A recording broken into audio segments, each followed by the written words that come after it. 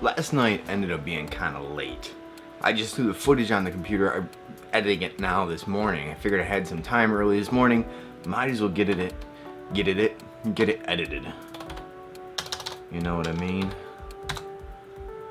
But last night was pretty fun, and just to explain it, he had a Cub Scouts meeting, and it was really for the popcorn that they sell. I think the company that runs the popcorn, they threw all this for free, which was cool. You got pizza, and they got to bounce around for free, and it was pretty neat there. I wish I could have done some of this stuff. I mean, it was kind of like Ninja Warrior, you know what I mean? I don't know what we should get done today. We'll figure it out later today when we have some time. Otherwise, tomorrow, I think we're going to the fair for a little bit. This isn't like the state fair. I've never been there. This is just the county fair. But either way, I mean, Robin gets to see some cool animals and stuff. Hopefully I get to see a clown and some juggling. Oh, just got something in the mail. Pretty good timing too. Let's check it out. Oh, Sega game. Now it's not the Turtles game I was trying to get, but maybe it'll hold me over until I do get that game.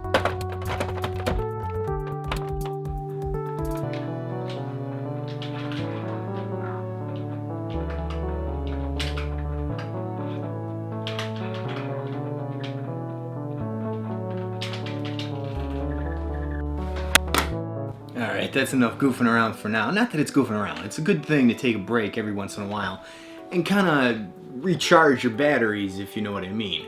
And I've been doing that lately with video games. Old video games from when I used to play as a kid. I mean, I've been having a lot of fun playing these video games and playing with my son and stuff like that. And there's a couple more games I want to get. One is Miss Pac-Man. And the other one is that Teenage Mutant Ninja Turtles game. I mean, come on, I gotta get a Turtles game. If you grew up in the 80s at all, and you know the Tinja Nerdles. When I can't say my words correctly, and I like if it's a two-part word or if it's like a sentence and I reverse stuff, I often think there's something wrong with me that later on down the road I'm gonna find out I got something that could have been prevented. Like this was a sign. When, I mean, it's not really, I don't know if it's dyslexia, but my point is I often feel like there's something wrong, but it's probably that I'm just tired. I need another coffee. I'm gonna go get a green juice and another soda stream, but I might make a nice coffee, probably decaf. It's kind of late in the day, you know, it's past dinner time now. But just the same, what was I saying? Oh, Ninja Turtles.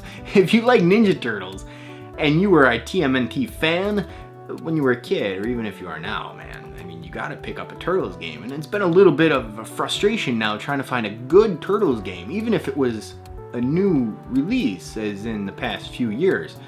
The reviews haven't been that great, so I'm gonna go old school, get something for the Sega Genesis. Otherwise, I'm thinking, which probably is not gonna happen, get a Super Nintendo. I don't have one.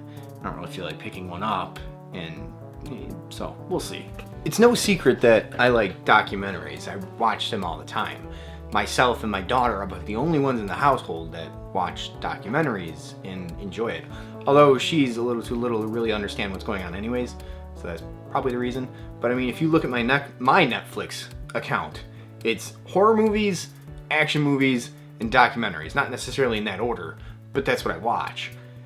And I've been watching a few documentaries lately, most of them on like indie games and video games and old video games and retro video games and all that stuff.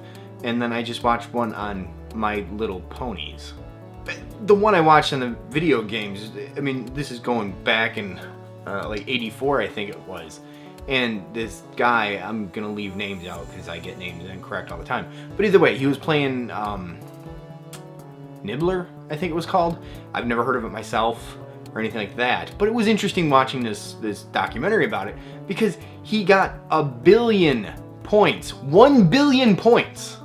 back in 1984 when he was like 16 or 17 or something like that on an arcade machine. He had to play for like 40 hours straight on one quarter to get 1 billion points, and he was the first one that ever did it. And then, I mean, the story progressed from there on in. But I mean, I've never played a video game. I don't even think I could play a video game that long. That's a hell of a long time. But back to my point of documentaries. I was watching documentaries, and then the other one I watched was on My Little Pony, and not so much on the show itself, but on like the subculture of the show, and they call this bronies, and it's mainly males, but it's really anybody that likes My Little Pony, not for so much the cartoon, but what the cartoon stands for, and the good intentions, and the storyline, and the story-driven characters behind the cartoon, and all that stuff. And I don't see an issue with this stuff, because people are gonna like what they like, and I have my fair share of cartoons that I like as well. I mean, being a parent, I watch cartoons with my kids, and you know what? Sometimes it's nice to find a cartoon that your child likes and you also like watching. I mean, not like one you can tolerate, but one you actually like to watch. That's like gold right there, because then they're satisfied. They think they're getting a treat by watching a cartoon, but you enjoy it as well, instead of just tolerating it or going nuts, driving you crazy watching the crazy cartoon that they're watching and thinking, this is nothing that I watched when I was little. So, but my point is, people are gonna like what they like, and there's nothing wrong with that. And some people are gonna like that certain thing a little bit more than other people are gonna like it, and there's still nothing wrong with that. You can relate it to anybody that's watched Star Wars and really fell in love with Star Wars, or anybody that watched Star Trek and just the same, fell in love with Star Trek, and then, you know, starts collecting and going to different things, and now all the, I mean, in today's society, we have the value of the internet and being able to share everything with everybody. I don't really see a problem with that. I'm doing it myself, you know what I mean? I mean, I love the fact that I can create whatever I want and fine-tune my craft, if you will, and learn new things and make this stuff, make these videos for people to watch and hopefully enjoy. It's a way for me to share something that I've created, to go through that creative process and share it with somebody. I enjoy doing that. That's not gonna change. And whether I'm creating a video or I'm creating something else, you know, a physical form of something out of wood, or I'm making something, or I'm fixing something, I'm still going through the process that I enjoy. And more so now, because I'm filming everything, I'm going through the creative process of how can I relate this, how can I make this kind of fun and entertaining to watch for you, sitting there watching me right now. So before I go off on an incredibly long tangent right now, I think I need to go back in my barn and just take a walk through and really kind of figure out what I need to tackle in there next. It's such a huge project in there that if you try to hit everything at once, it's not going to happen. I'm going to get overwhelmed. You got to tackle little sections, little projects. Now the other day was a big section, it was a big project, but it was a bunch of little things that I knew I had to get sorted out. So I need to I'm trying to tackle these little areas, and in these little areas, I'm trying to tackle these tiny areas so that eventually that little area can become let me show you.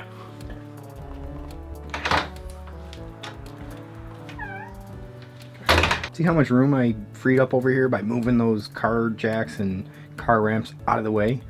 This is good. Now I can put scrap wood here because it's right next to my work area. I mean, don't get me wrong, I still have a lot to clean up and straighten up in this area.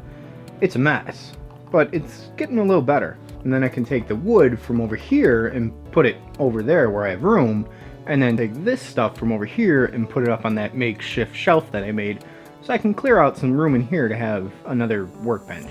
So it's really not honestly that bad out here. It's not that far from being pretty functional out here. I got really 2 dead spots at the moment, and it's just a little bit of reorganizing and reshuffling stuff around so that I can actually use these spots and it becomes functional. And I mean, for the most part, there's pretty high ceilings, if you want to call that, in here. So the more shelving I make in here against the walls, and the higher I can stack stuff that I'm holding on to for future projects and stuff, means that's more counter space that I get to clear out and more work table area that I get. And then it also means I can really condense other things and have more surface area on the floor so I'm not tripping over stuff. So that's my kind of the headspace that I'm in when I'm trying to clear out this barn. I need a little bit more floor space to move some things so they don't get damaged in the back part of the barn, which is falling down. And I need more counter space to work on various things to get them running. And I need more shelf space to clear out that counter space. You kind of follow my logic here? I think I'm gonna go watch My Little Pony, see what it's all about.